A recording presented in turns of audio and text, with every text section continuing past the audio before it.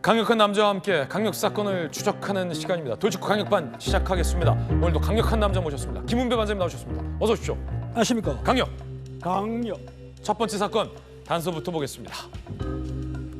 자, 첫 번째 사건의 단서는 박나래 씨인데 박나래 씨가 매니저 측과 합의는 한 것 같아요. 그런데 여전히 남아있는 의혹은 역시나 불법 의료 행위 혐의입니다.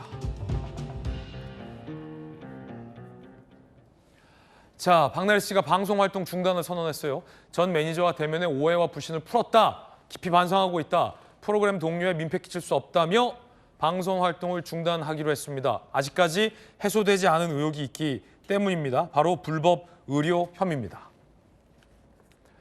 의료기관이 아닌 곳에서 주사 이모에게 링거 맞고 우울증 치료제를 대리 처방받았다. 디스패치 보도 내용이 나왔고요. 2023년 4월부터 주사 이모의 자택 등에서 의료 시술을 했다. 초반엔 의사라 소개했지만 명함엔 의료인 관련된 설명이 없었다. 반장님,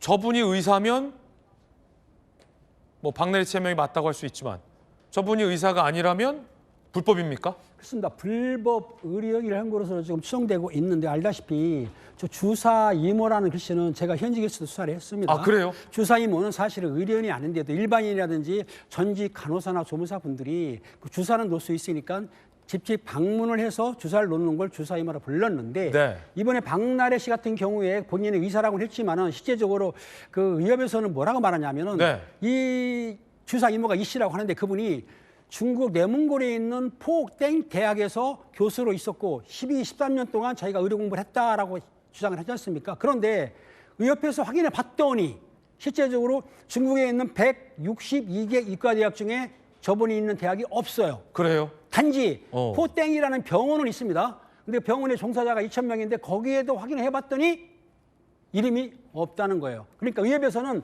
저 주사 이모라는 사람은 완전히 가짜다. 의사 면허 없이 하는 것이다. 만약에 의사 면허가 중국에서 받았다 하더라도 한국에 와서는 시험을 볼 수가 없기 때문에 한국 의사 면허를 받아서 의사 자격증을 취득해야 되는데도 불구하고 안 했다고 하니까 불법 의료 행위다. 라고 해서 지금 고발한 걸로 알고 있습니다. 네. 의협 측의 입장도 나왔는데 국내 의사 면허가 없다. 확인이 안 된다. 의협은 이런 입장이고요. 의사 호소인이다. 이런 말까지 있었습니다. 자, 주사 임원은 이런 글을 올렸다 내렸고 의협 측은 이런 얘기하고 있습니다. 대리 처방과 비대면 처방, 금지된 의약품 사용된 정황이 있다. 수사 필요하다. 의협에서 이런 얘기는 했고 전 의협 회장은 의사 호소인이다. 복지부 발급 의사 면허가 없다. 저희 채널A에 이렇게 얘기하기도 했습니다. 들어보시죠.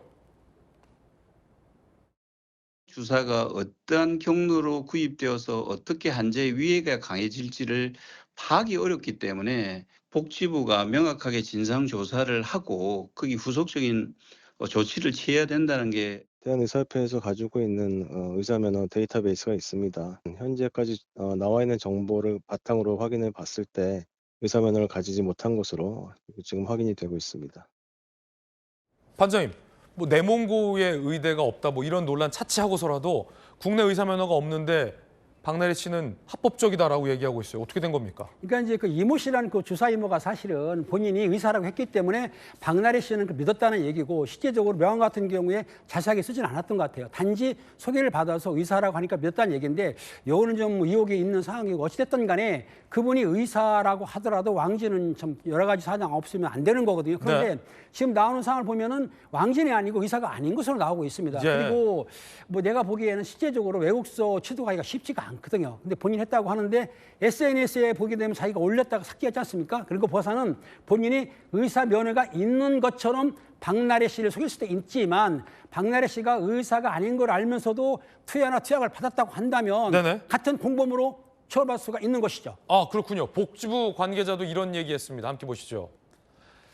의료계에선 불법 의료 행위의 가능성이 크다라고 보고 박나래 씨 측은 문제될 부분은 없다라고 주장하고 있지만 의료법상 무면허 의료 행위 시 5년 이하 징역 5천만 원 이하 벌금인데 보건복지부에서는요. 의료법 위반을 알고도 접근 요청했다면 환자도 공범으로 처벌 가능하다라고 입장을 밝혔는데 이 부분이 가장 관건이 될 걸로 보여요. 결국은 이 문제가 해결되지 않아서 박나래 씨가 방송 활동을 중단한 걸로 보이는데 반장님께서 보시기에 수사를 해봐야겠지만 다수 주사 이모를 불러서 이 링거 등을 투약받았다는 거죠.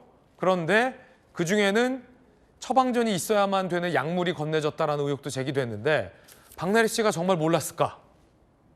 의사가 아니라는 걸. 이거는 이제 수사기관에서 수사를 해봐 알겠지만 일단은 주사 이모라는 분이 대리 처방으로 받을 수도 있고요. 전문 의약품은 거래가 안 되지 않습니까? 네. 그러면 중간 도매사로부터 몰래 빼돌릴 수도 있습니다. 어쨌든 간에 그 불법 의약품을 박나래 씨한테 투약했다는 얘기는 어느 정도 박나래 씨가 알고 있는데 투약한 약 중에서 혹시 뭐 졸람이나 재팜요리가 있다고 한다면 그거는 향정신성 의약품이거든요. 네. 근데 향정신성 의약품은 마약류 관리법률에 들어있는 거예요. 그렇다면 그런 약품을 투약했다 그러면 요거는 마약사범으로 처벌할 수 있거든요. 그러니까 이게 지금 의료법 위반뿐만 아니라 약사법 위반, 또 마약류 위반뿐만 아니라 저게 지속적이고 상습적으로 하고 돈을 받았다고 한다면 보건범죄특별조치법으로도 처벌받을 수 있기 때문에 주사 임원은 강력하게 처벌받고 네. 또 따라서 박나래 씨도 그걸 알고 투약을 받았다고 한다면 같이 처벌을 받는 것이죠.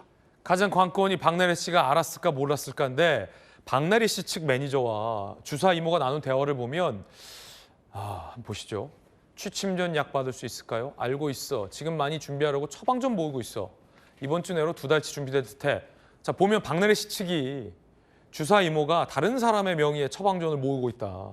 그래서 라는 시사에 발언을 하면 예. 저게 합법이 아니라는 것을 박나래 씨 측도 저 문자상으로 보면 그렇죠. 왜냐하면 알고 있었다는 얘기가 처방전을 모으고 있다는 얘기는 다른 사람의 처방 받은 것을 내가 모으고 있다는 거 아닙니까? 그럼 박나래 씨가 처방을 받은 게 아니라는 얘기죠. 그렇다면 내가 받을 때 내가 처방을 받아서 받는 게 아니라 남의 처방을 받는 약으로 투약받았다는 걸 박나래 씨가 알고 있었다. 이런 것이 나타나는 것입니다. 그런데 박나래 씨 측은 다 합법이다라고 주장하잖아요. 어떻게 된 겁니까? 그러니까 박나래 씨는 합법이라고 하지만 실제적으로 경찰에서 수사를 하다 보면은 의사 면허라든지 약 구입 같은 거 확인하게 되면은 다 드러나니까 저거는 말뿐인 것이지 조사하면 다 나오게 돼 있습니다. 취재지 주사 이모의 어떤 사무실 이런 곳을 찾아가 봤다고 합니다. SNS 프로필에는 내몽고 포땡의대병원 한국성형센터장 A메디그룹 대표로 돼 있는데 A메디그룹 서울 강남 소재 사무실은 5년째 임대료를 장기 미납한 상태라고 합니다.